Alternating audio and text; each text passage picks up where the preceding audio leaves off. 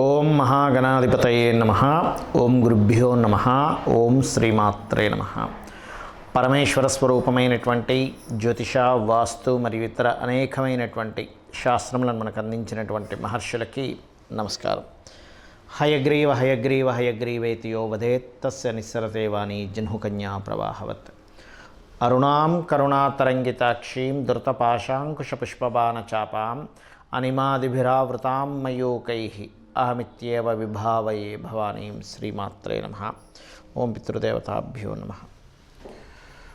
మనం ఈరోజు ఫిబ్రవరి మాసంలో 1వ తేదీ నుంచి నెల ఆఖరి వరకు ఉన్నటువంటి గ్రహస్థితి ఏ విధంగా ఉంది, అదేవిధంగా ద్వాదశ లగ్నాల వాళ్ళకి లగ్నం తెలియని వారు రాశి నుంచి చూసుకోండి, ద్వాదశ రాశుల నుంచి కూడా చూసుకోవచ్చు. వీరికి ఏ విషయాల్లో బాగుంది, ఏ విషయాల పట్ల జాగ్రత్త వహించాలి, మరియు అదేవిధంగా మీరు చేయవలసిన దేవతా ఆరాధన ఏమిటి అనేటువంటి విషయాలు మనం ఒక్కొక్క రాశి లేదా ఒక్కొక్క లగ్న పరంగా మనం ఇప్పుడు తెలుసుకుందాం. మీనలగ్నము, మీనరాశి. మీకు ఈ నెలలో, ఈ ఫిబ్రవరి మాసంలో ఉద్యోగ అవకాశాలు, ఆ ఉద్యోగ అవకాశాల్లో కూడా బ్యాంకింగ్ రంగాల్లో ఉన్నటువంటి వారికి, ఫైనాన్స్ రంగాల్లో ఉన్నటువంటి వారికి చాలా అనుకూలంగా ఉంది. విదేశాలకు వెళ్ళి ఉద్యోగం చేసేటువంటి వారు అనుకూలంగా ఉంది. కాకపోతే ఈ రాహు యొక్క ప్రభావం వల్ల ఏదో తెలియని ఒక ఘర్షణ అనుకోండి, ఏదో తెలియని ఒక భయం అనుకోండి, ఏదో తెలియని కొంత ఏదో జరగబోతుంది అనేటువంటి ఒక ప్రభావం చూపిస్తూ ఉంటుంది మీకు అక్కడ. అలాగే ఇక్కడ మరొక విషయం ఏంటంటే, ఈ సమయంలో ఫైనాన్షియల్ గ్రోత్ ఖచ్చితంగా ఉంది, అందులో ఎటువంటి సందేహం లేదు. కాకపోతే అన్నదమ్ముల మధ్యని తెలియని చిన్న గొడవ అనుకోండి, ఘర్షణ అనుకోండి, ఇటువంటి వాతావరణం ఉంటుంది.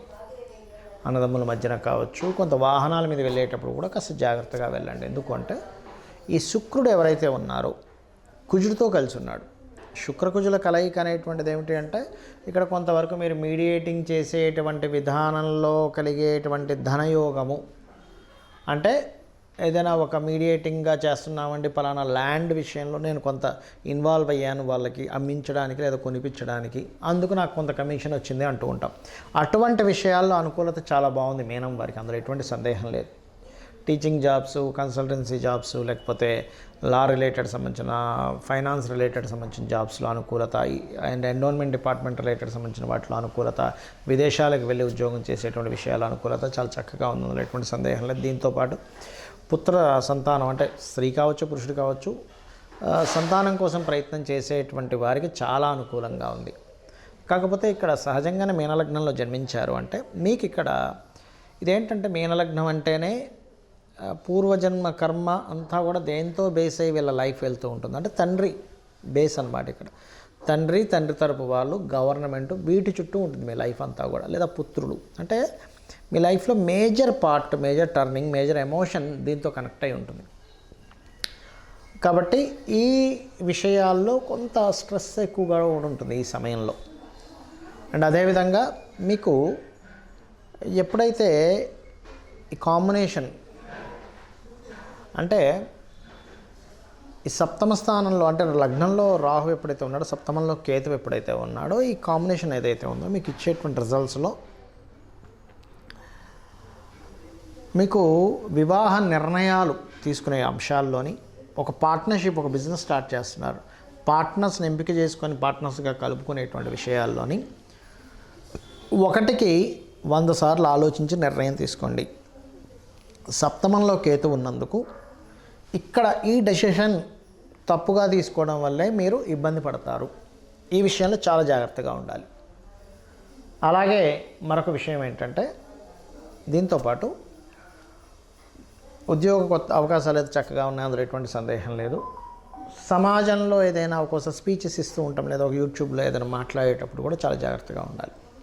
ఇక మీరు రెగ్యులర్గా చేయవలసిన దేవతా ఆరాధన ఏమిటి, ముఖ్యంగా లగ్నంలో ఎప్పుడైతే రాహు సంచారం జరుగుతుందో, ఒక్కోసారి స్వప్నంలో కూడా మనకి పితృదేవతల స్వప్నంలోకి రావడము, లేకపోతే సర్పాల స్వప్నంలోకి రావడము, లేనట్లయితే ఏదో ఇమాజినేషన్, ఏదో జరిగిపోతుంది అనేటువంటి స్వప్నంలోకి రావడాలు జరుగుతూ ఉంటాయి. కాబట్టి దీనికి ముఖ్యంగా చేయవలసింది, నిద్రపోయేటప్పుడు, ఉదయం నిద్రలేచినప్పుడు కొంచెం దుర్గని, శివుణ్ణి, స్కందుణ్ణి తలుచుకొని నిద్రపోవడం, నిద్ర లేవడం చేయండి. మీరు రెగ్యులర్గా చేయవలసిన దేవత ఆరాధన రాజరాజేశ్వరి అమ్మవారి యొక్క ఆరాధన చేయండి, అన్ని విధాలా మీకు బాగుంటుంది. ఇప్పటి వరకు మనం తెలుసుకున్నటువంటి గోచార ఫలితాలు ఏవైతే ఉన్నాయో వీటికంటే కూడా అతి ముఖ్యంగా మీరు తెలుసుకోవాల్సినటువంటిది మీ పర్సనల్ చార్ట్. పర్సనల్గా మీ యొక్క జన్మజాతక చక్రంలో ఏదైతే గ్రహస్థితి ఉందో అది మీకు మెయిన్గా రూల్ చేస్తుంది. మీరు జన్మించినప్పుడు ఉన్నటువంటి గ్రహస్థితి, మీరు ఏ తేదీలో జన్మించారు, ఏ నెల, ఏ సంవత్సరము, ఏ సమయము, ఏ ప్రాంతము, అంటే ఎక్కడ పుట్టారు, ఏ టైంలో పుట్టారు అనేటువంటిది. ముఖ్యంగా ఎక్కడ పుట్టారు, ఏ టైంలో పుట్టారు అనేది లేకపోతే లగ్నం అనేటువంటిది ఐడెంటిఫై అవ్వదు. లగ్నం ఎక్కడ పడింది మీరు జన్మించినప్పుడు, దాన్ని బట్టియే మీకు మిగతా గ్రహాలన్నీ కూడా, 2 ఛాయాగ్రహాలు మిగతా గ్రహాలన్నీ కూడా, అంటే ఏమిటి, రవి ఉన్నాడు అనుకోండి, మీకు పేరు ప్రఖ్యాతలు ఇచ్చేటువంటి రవి ఎంత స్ట్రాంగ్గా ఉన్నాడు. రవి స్ట్రాంగ్గా ఉంటే మీరు రాజకీయాల్లోకి వెళ్ళొచ్చా, మెడికల్ రంగాల్లో వెళ్ళొచ్చా, తండ్రి పరంగా ఎలా ఉంటుంది, ఇవన్నీ చెప్తుంది రవి. అదే చంద్రుడు ఉన్న స్థితిని బట్టి మీ మానసిక స్థితి ఏమిటి, కుజుడున్న స్థితిని బట్టి మీకు భూ సంబంధించినటువంటి యోగాలు ఎలా ఉన్నాయి, బుధుడున్న స్థితిని బట్టి మీకుండేటువంటి రిలేషన్స్ కావచ్చు, విద్యా సంబంధించినటువంటి విషయాలు కావచ్చు ఎలా ఉన్నాయి. అదేవిధంగా శుక్రుడిని బట్టి వివాహము, సుఖాలు, భోగాలు, శని భగవాను బట్టి మీకు ఉండేటువంటి కర్మ, మీ కర్మ ఏమిటి, మీ జన్మజాతకంలో మీ పాస్ట్ లైఫ్లో చేసుకున్న కర్మ ఏ రకంగా మీరు పొందగలుగుతారు అనేటువంటి శని భగవానుడు చెప్తాడు. ఆ రకంగా రాహుకేతువులను బట్టి కాలానికి మోక్షానికి కారకులు. అంటే సమయం ఏదైతే ఉందో, ఈ లగ్నం ఏదైతే ఉందో, ఈ లగ్నం ఎందుకు ఐడెంటిఫై చేసుకోవాలంటే మీరు ఎందుకు, అంటే మీరేమిటనేటువంటిది మీ లగ్నం చెప్తుంది. మీ ధనాధిపతి ఎక్కడున్నాడు దాన్ని బట్టి మీరు ఏ రంగాల్లోకి వెళ్తే మీకు ధనయోగం కలుగుతుంది, ఎక్కడ మీరు ఫైనాన్షియల్గా జాగ్రత్తగా ఉండాలి లైఫ్లో, ఎటువంటి మార్గం ద్వారా మీకు ధనయోగం వస్తుందని. అదేవిధంగా మనకి 4th హౌస్ని బట్టి మీరు ఏ డైరెక్షన్స్లో ఉంటే బాగుంటుంది, మీ పేరుని 4th హౌస్ని తీసుకొని మీరు ఎప్పుడు అసర్ట్స్ కొంటే బాగుంటుంది. చాలామందికి మిస్టేక్ జరిగేది ఏంటంటే ఈ సమయంలో అసర్ట్ కొంటే మంచిదే అన్నప్పుడు తెలియకుండానే అనుకూలించినటువంటి సమయం కాకుండా అనుకూలించిన సమయంలో అనుకూలించినటువంటి దిశలో కొంటారు, అక్కడ ప్రాబ్లం అవుతుంది. అదేవిధంగా సంతానం ఒక మార్గంలో వాళ్ళు సక్రమంగా వెళ్ళలేకపోతున్నప్పుడు వాళ్ళకి ఎటువంటి దేవతా ఆరాధన వాళ్ళకి నేర్పిస్తే బాగుంటుంది, వాళ్ళకి ఏ మంత్రం చెప్తే బాగుంటుంది అనేటువంటివి కూడా చాలా ఉంటాయి. వాళ్ళ హెల్త్ పాయింట్ ఆఫ్ వ్యూ కావచ్చు, వాళ్ళు ఎదగడం కావచ్చు, ఇవన్నీ కూడా.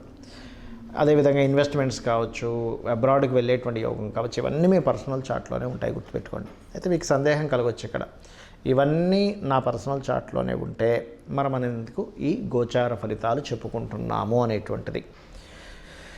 ఇక్కడ ఒక విషయం గుర్తుపెట్టుకోండి, మనము ఒక ప్లానింగ్ అనుకుంటాం, మనం ఒక ప్లాన్ చేసుకుంటాము, మన ప్రయత్నం మనం చేస్తాము, కానీ బయట ఉండేటువంటి పరిస్థితులు అంటే ఏమిటి, ట్రాఫిక్కే కావచ్చు, బిజినెస్ సంబంధంగా మార్కెటే కావచ్చు, వాతావరణమే కావచ్చు, ఇవి అనుకూలించలేదనుకోండి. మనం ఒక ప్రయాణం చేస్తున్నాం, ట్రాఫిక్ బాగా జామ్ ఉంది, గంటలో వెళ్ళాల్సింది 2 గంటలు పట్టచ్చు, 3 గంటలు పట్టచ్చు. ఏమిటంటే మీ ప్రయత్నలోపం ఎక్కడా లేదు, కానీ బయట ఉండేటువంటి పరిస్థితులు వల్ల మీకు లేట్ అయింది. అలాగే గోచార గ్రహాలు కూడా ఎక్కడెక్కడ ఏ గ్రహం ఉంది ఇప్పుడు ప్రజెంట్ ఉన్న కండిషన్లో, అది మీకు మీరు చేస్తున్నటువంటి దానికి ఏ రకంగా అది అబ్స్ట్రకిల్ చేస్తుందా లేకపోతే అది సపోర్ట్ చేస్తుందా, ఇదే గోచార ఫలితాలంటే. కాబట్టి ఈ గోచార గ్రహాల యొక్క స్థితిని మనం చెప్పుకుంటున్నాం.